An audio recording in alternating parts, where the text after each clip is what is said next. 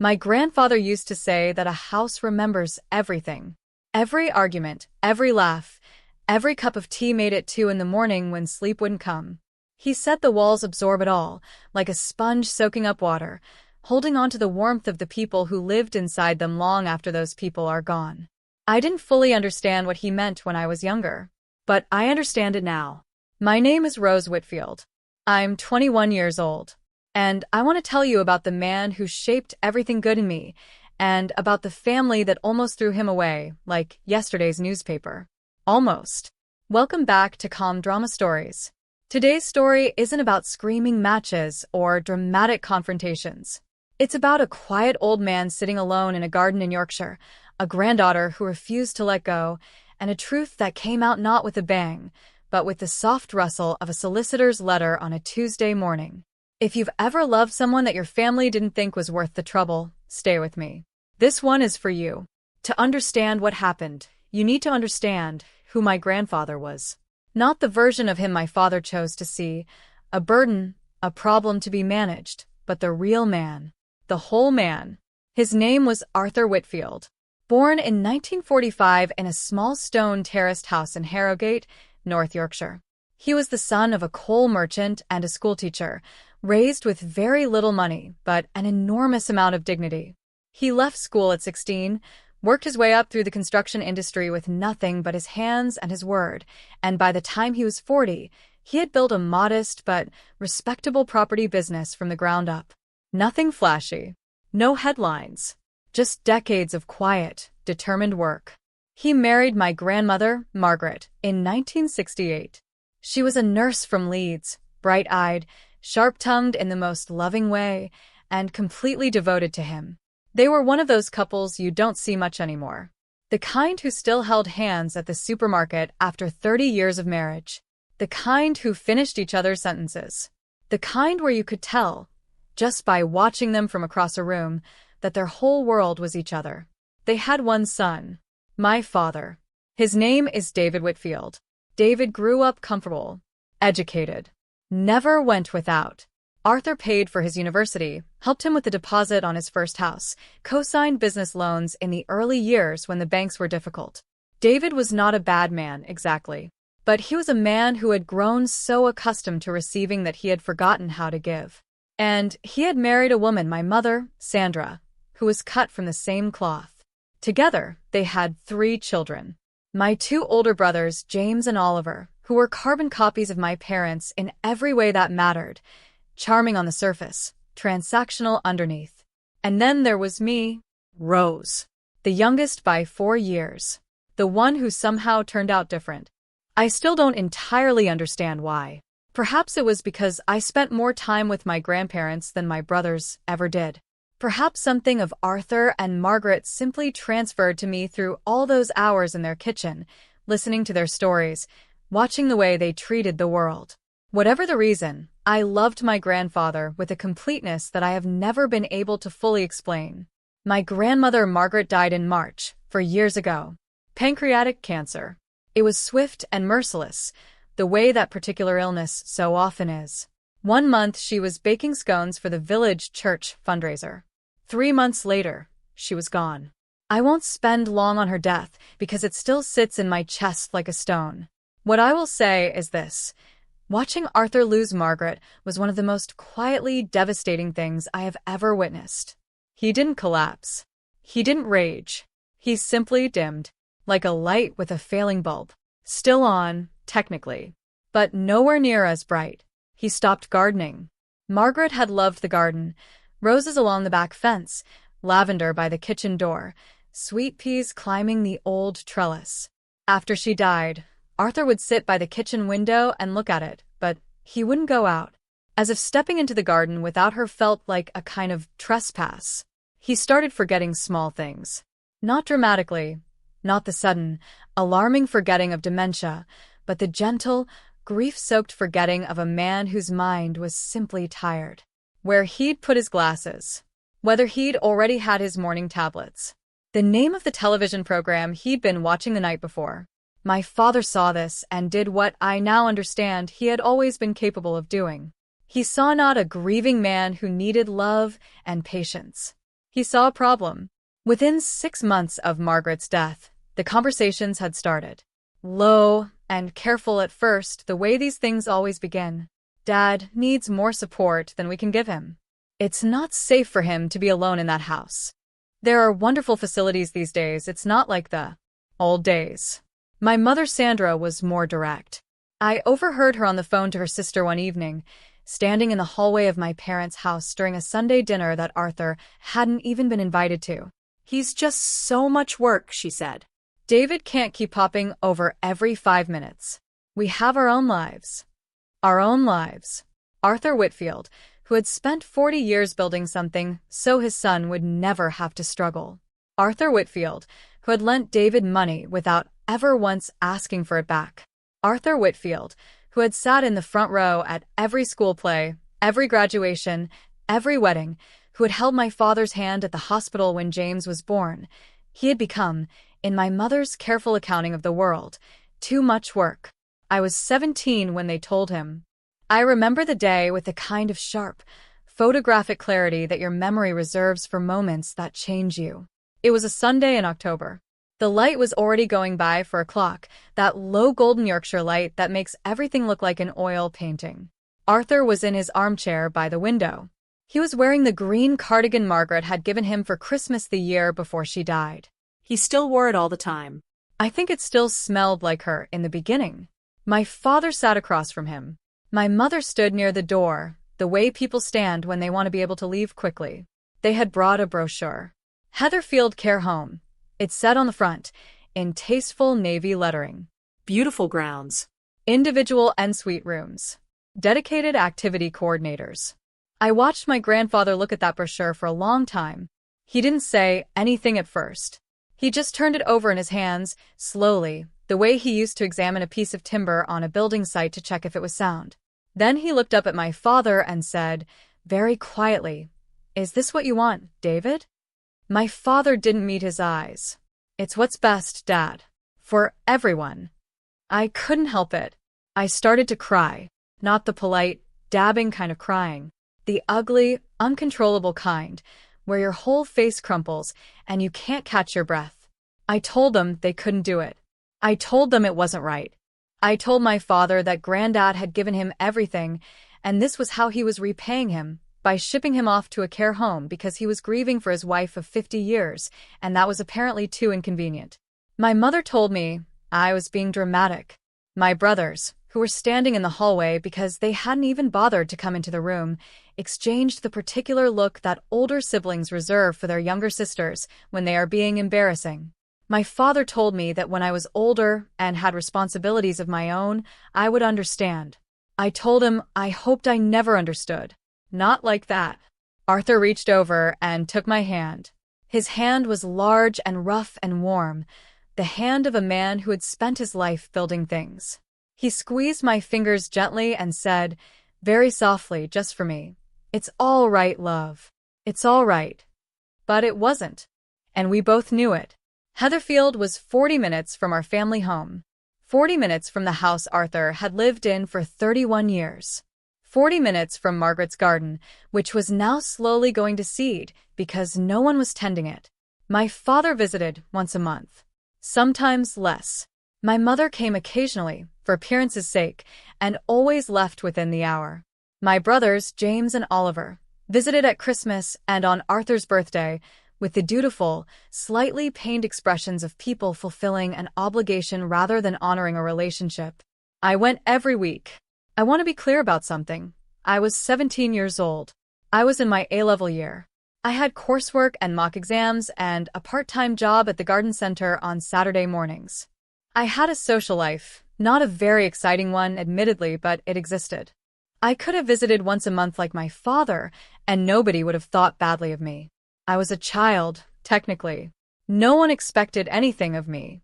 But every Sunday, I took the bus from our village to Harrogate Town Centre, then another bus to the road that ran alongside Heatherfield's grounds, and I walked the last 10 minutes up the gravel drive with my backpack full of whatever I'd brought that week. Books from the library, because Arthur loved reading and the care home selection was limited. A flask of proper Yorkshire tea, because the stuff they served at Heatherfield was, in Arthur's diplomatic words, a bit thin. Sometimes a piece of cake from the bakery on the high street. His favorite was coffee and walnut, had been since before my father was born.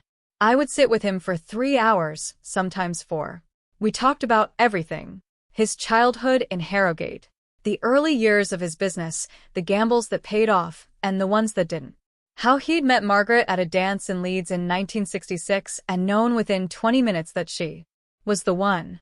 He told me about properties he'd bought and sold and renovated over the years, the ones he'd loved and the ones he'd regretted. He told me stories about my father as a boy that David had probably hoped were forgotten. And slowly, over those months, I watched something happen that I hadn't expected. Arthur began to come back. Not entirely. He was older now, slower, and the grief for Margaret never fully left his eyes. But the dimness lifted, incrementally, Sunday by Sunday. He started doing the crossword again. He joined the Tuesday afternoon book group at Heatherfield. He began talking to the other residents, particularly a retired headmistress named Evelyn, who he said reminded him a little of Margaret in her directness.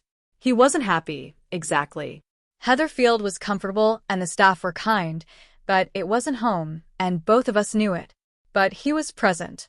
He was engaged. He was still Arthur. And he was watching, taking everything in with those steady gray eyes of his, the way he always had. 2 years passed. I finished my A-levels and got into the University of Leeds to study business. Partly because I genuinely found it interesting, partly, I think, because of all those hours listening to Arthur talk about his work. I chose Leeds specifically because it meant I could still visit every Sunday. My father, to his credit, seemed mildly pleased about my university place. My mother bought me a nice pen set as a congratulations gift. My brothers took me out for dinner. It was a perfectly adequate family celebration, and I was perfectly adequately grateful for it. None of them noticed, or if they noticed, none of them mentioned, that I had specifically chosen a university 40 minutes from a care home in Harrogate. During my first year at Leeds, the Sunday visits continued exactly as before, except now I came by car, a 10-year-old Fiat that shuddered alarmingly on the motorway but always got me there. Arthur loved hearing about university life. He asked careful, intelligent questions about my courses and laughed at my stories about student house dramas with genuine delight. He seemed, in those Sunday afternoons, more alive than at almost any other time. That winter, he got a chest infection. It wasn't serious, the doctors said, but at 78 and with his cardiovascular history, they wanted to monitor him carefully.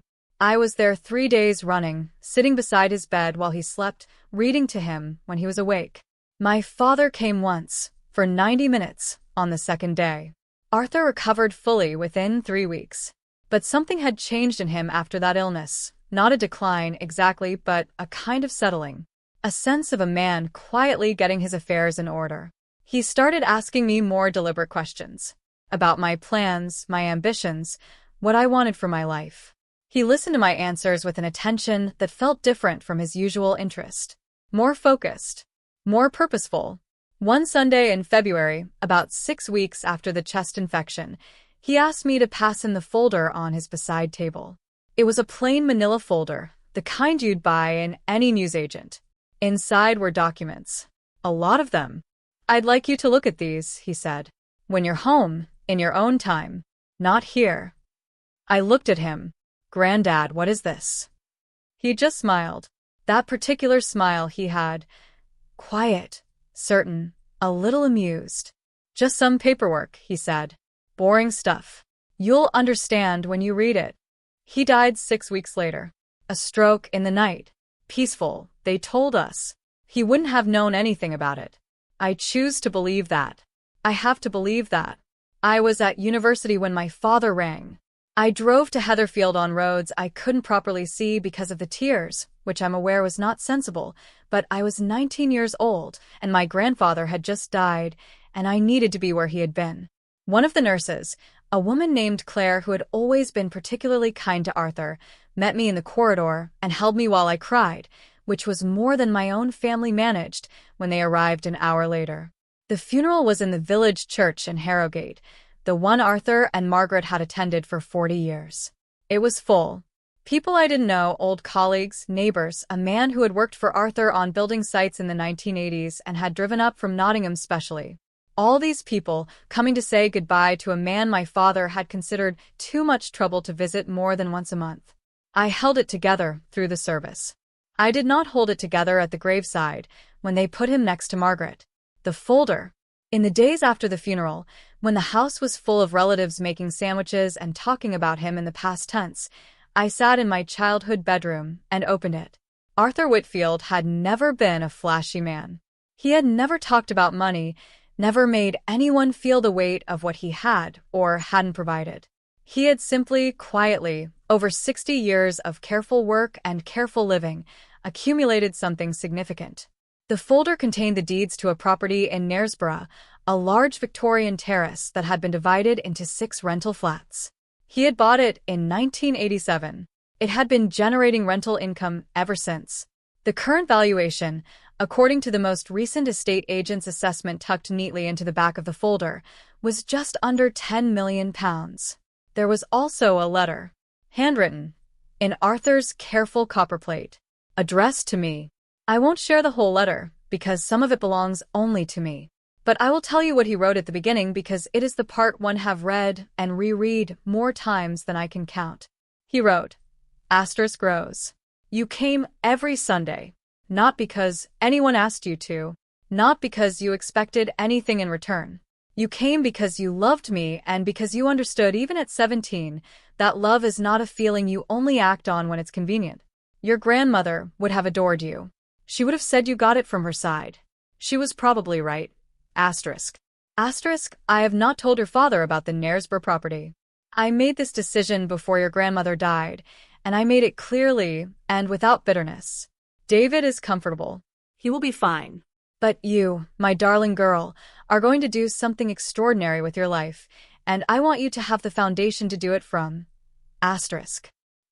Everything is with Hutchinson and Clark solicitors in Harrogate. They have been expecting your call. All my love, always.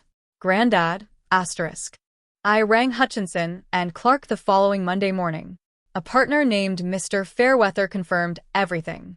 Arthur had updated his will 18 months earlier, shortly after my first year of Sunday visits to Heatherfield. The Knaresborough property, in its entirety, had been left to me. I won't pretend I know exactly when my father found out.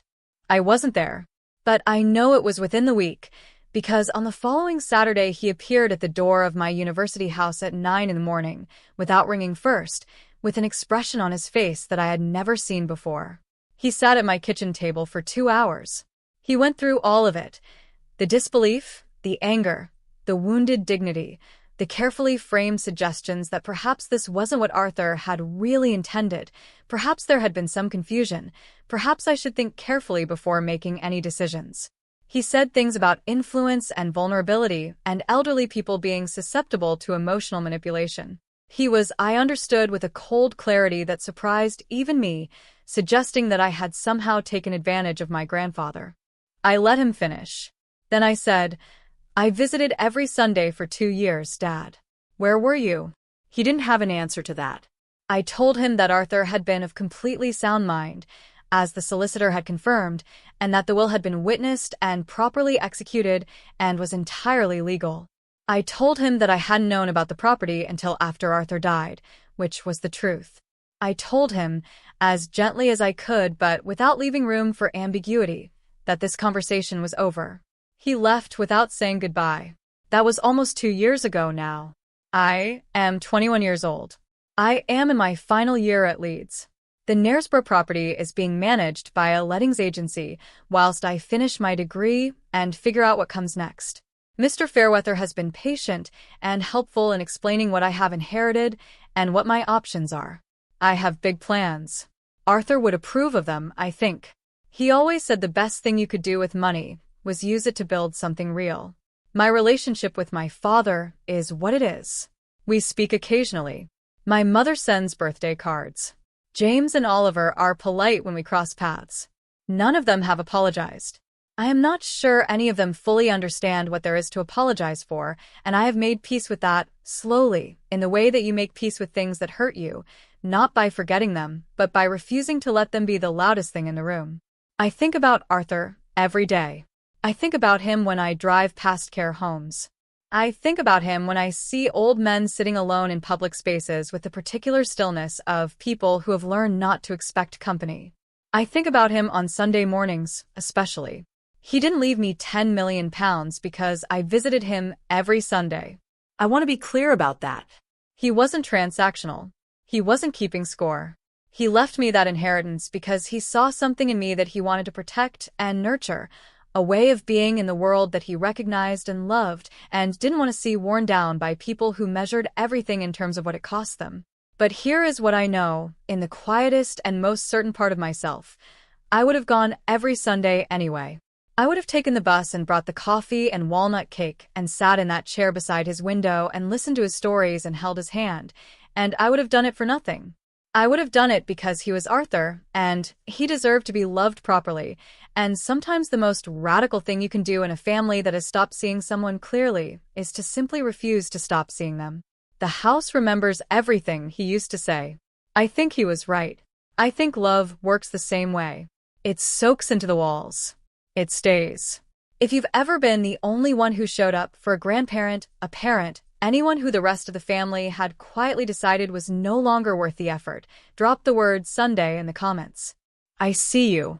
And if you're watching this and you have someone in your life who is sitting in a room somewhere waiting for a visit that never comes, please Go. Go this Sunday. go before there are no Sundays left. If this story moved you, please like this video and subscribe for more quiet, true stories about love, loyalty, and the kind of justice that doesn't make any noise. This story is presented for entertainment and inspirational purposes.